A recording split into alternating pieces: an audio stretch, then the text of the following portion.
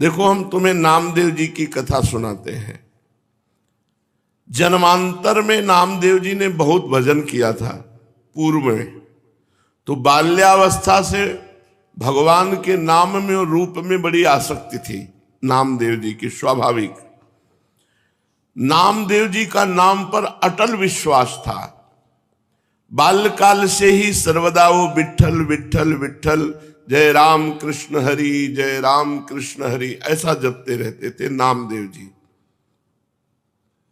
उनकी जिह्वा निरंतर राम कृष्ण हरि विठ्ठला विठ्ठला विठ्ठला।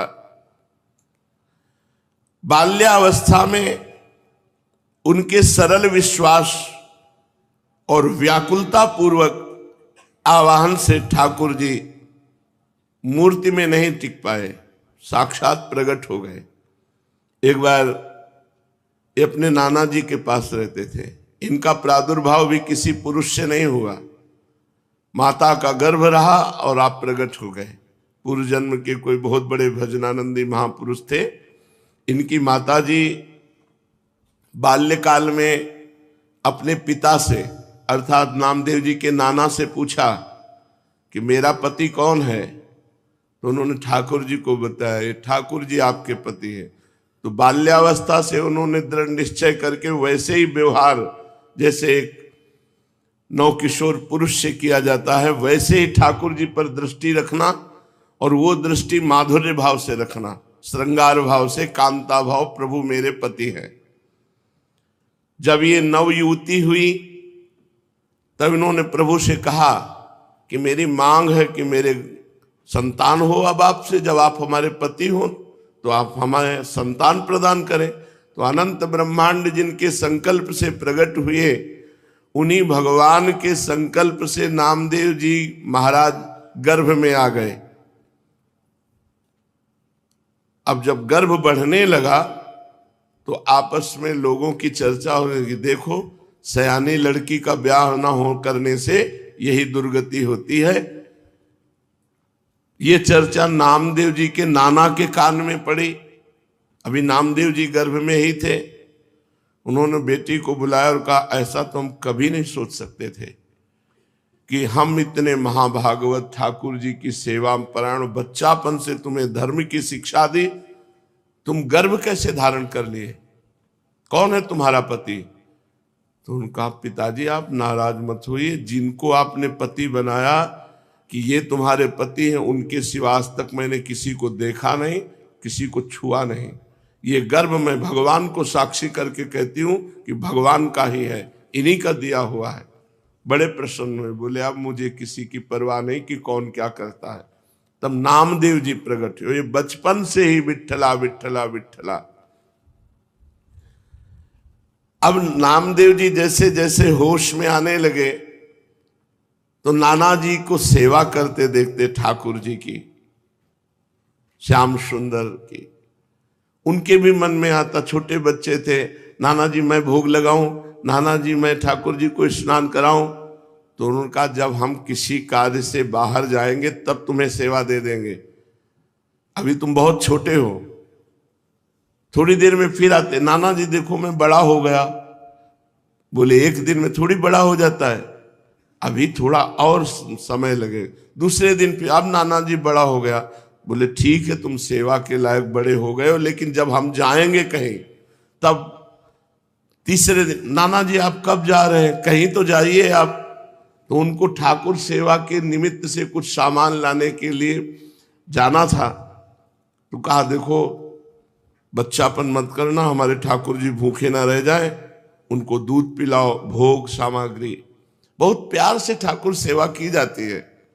अरे भोग रख दिया, पर्दा लगा दिया, ऐसे नहीं हमारे यहाँ किया जाता।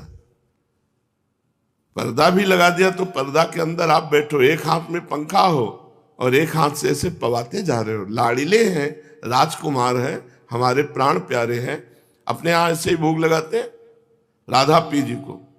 एक लोग बैठो, पद सुनाओ, दूसरा पवाओ, उनको ऐसे गान बजान के से दुलार करके पाओ। कोई भूखे थोड़ी है, तुम्हारे भाव के भूखे। 45 मिनट भोग लगता है कम से कम, ऐसे पवाया जाता है। अब नाना जी गए, बहुत नाच पड़े कि आज मुझे ठाकुर सेवा मिली है। अब नामदेव जी ने जैसे नाना जी भोग पधराते थे पधराया, और इसके बाद वो पर्दा लगा के अंदर हो जाते थे, वो तो देख नहीं पाते थे, तो पर्दा लगा के आप अंदर हुए। अब भोग सामग्री में जैसे जल फेरा के जल रखना, भोग लगाना, नाना जी ने कहा भूखे न रह जाएं, अगर ये भूखे रह गए और नाना जी से बता दिया तो कभी सेवा नहीं मिलेगी। नामदेव जी ने कहा ठाकुर जी पालो। वहां तो ठाकुर जी पा ही नहीं रहे, वो भाव से भोग लगाते थे। हम लोगों सबसे बड़ी पीड़ा ये थी कि नाना जी को ठाकुर जी कह देंगे कि मैं भूखा हूं और भोग नहीं पाया तो हमें सेवा नहीं मिलेगी।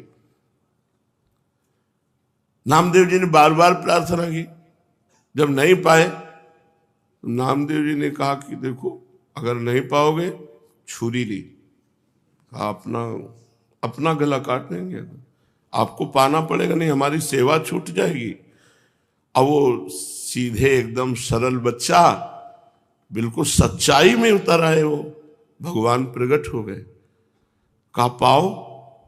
बोले हम रोज वैसे ही पाते थे जैसे तुम पर्दा लगा दिया, हम ऐसे भाव से पा लेते थे, तुम तो जबरदस्ती कर। बोले नहीं, पूरी थाल का पाओ।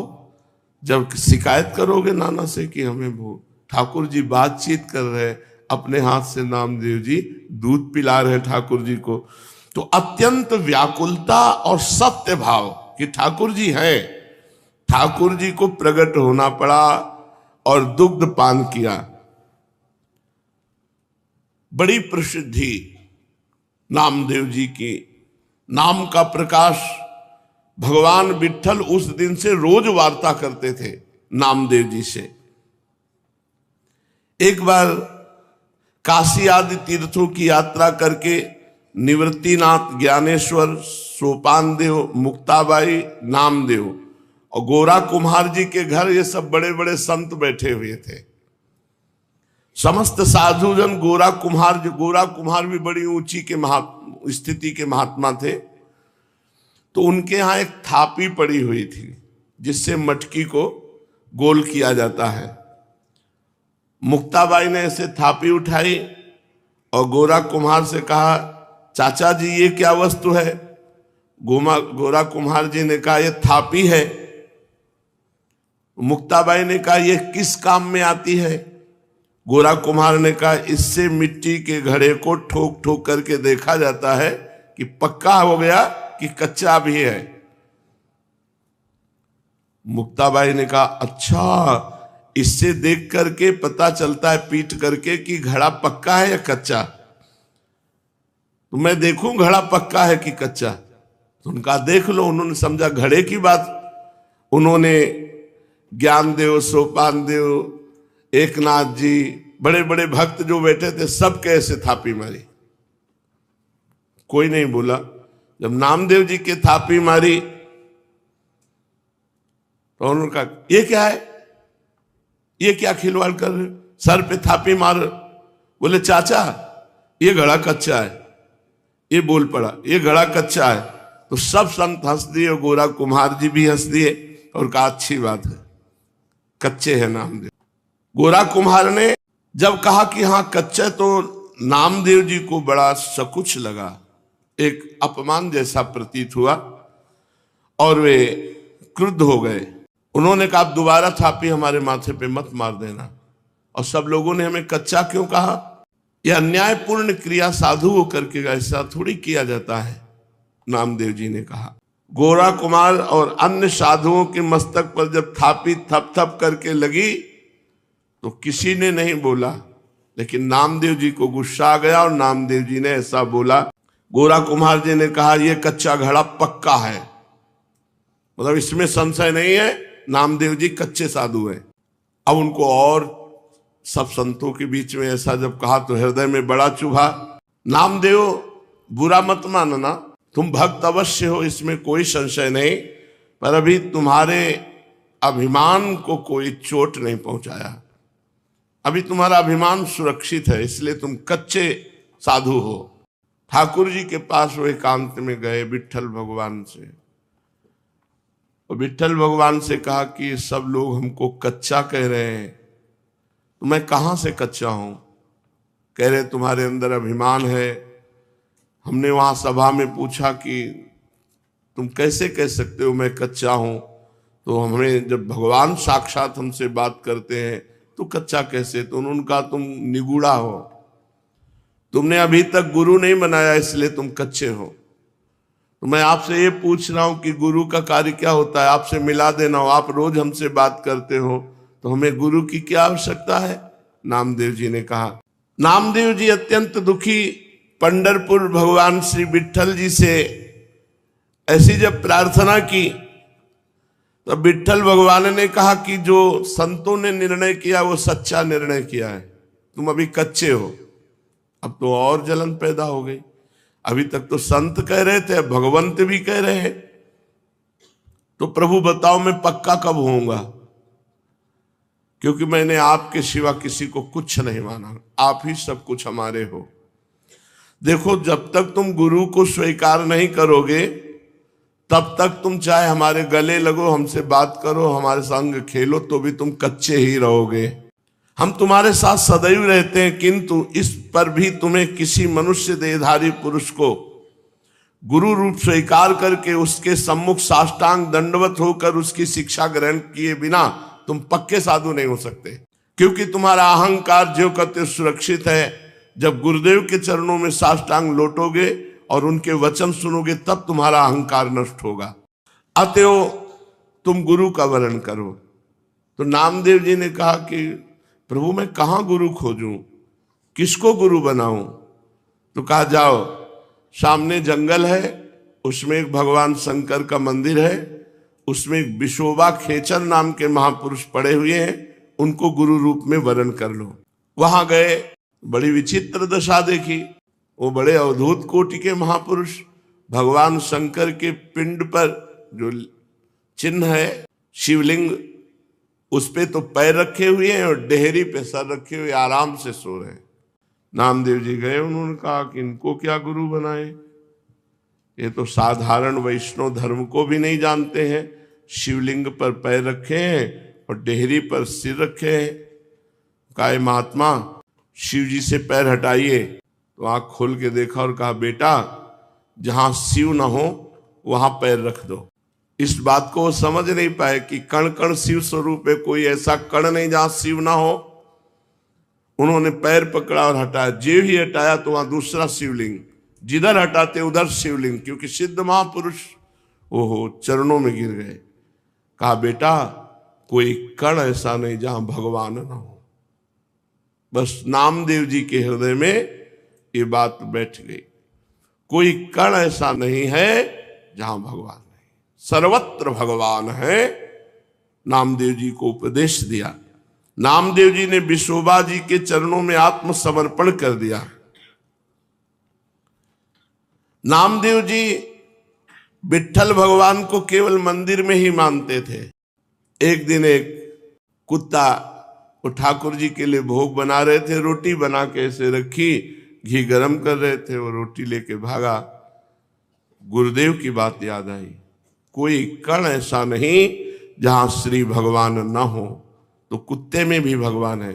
कटोरा घी का लेके पीछे भागे चले जा रहे, प्रभु रूखी मत खाओ, घी चुपड़ा लो, नाथ अब हमसे छुप नहीं सकते, गुरुदेव की कृपा हो गई, आप ही हो। कुत्ते में भगवान को ढूंढ लिया। भगवान विट्ठल भगवान कुत्ते से प्रकट हो गए और कहा देखा गुरु कृपा देखी, मैं ही मुक्ताबाई के हृदय में बैठकर तुम्हारे थाप मार रहा था, तो तुमने मुक्ताबाई में मुझे न देखकर मंदिर में आके शिकायत की, और आज गुरु कृपा हो गई तो कुत्ते में तुमने मेरे को पा लिया, कुत्ते में मेरा साक्षात्कार कर लिया।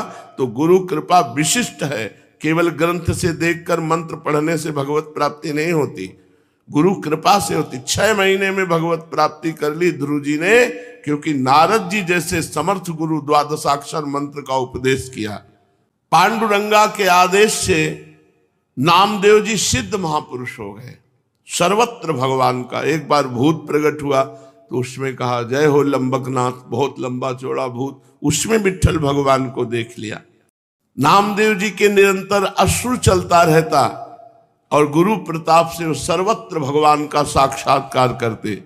अचित चित ईश्वरहा चेतन अचेतन सब कुछ भगवान है, ऐसा नामदेव जी को दर्शन होने लगा।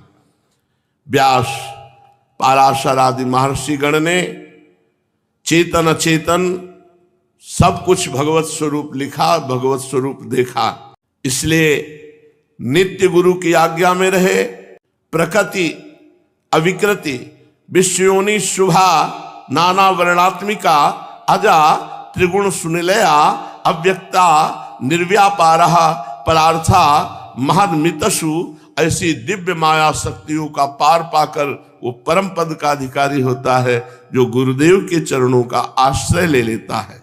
इस प्रकार चेतन अचेतन में सर्वत्र भगवत दर्शन कराने की सामर्थ्य केवल गुरुदेव में है। केवल मंत्र जपने से नहीं होगा कि तुम किसी किताब पुस्तक ग्रंथ से मंत्र ले लो और उसी से जपो और भगवान की प्राप्ति हो जाएगी। हमको ऐसे गुरु की जरूरत है जो आकार रूप धारण करके हमारे सामने हमको उपदेश करें, हमको डांटे, हमको दुलार करें, जिससे हम माया मुक्त हो जाएं। शिष्यस्य तद्दिनम देवी कोटि सूर्य ग्रहे समः चंद्र ग्रहण कालम ही तद्दिनम वरवर्णिनी गुरोर दर्शन मात्रेण सर्व पापै प्रमुच्यते तत्क्षणात् चलापांगी दानम कुर्याद् विचक्षयाः। हे महादेवी, जिस दिन गुरु दर्शन लाभ हो जाए उस दिन शिष्य को करोड़ों सूर्य ग्रहण में दान देने का फल प्राप्त हो जाता है।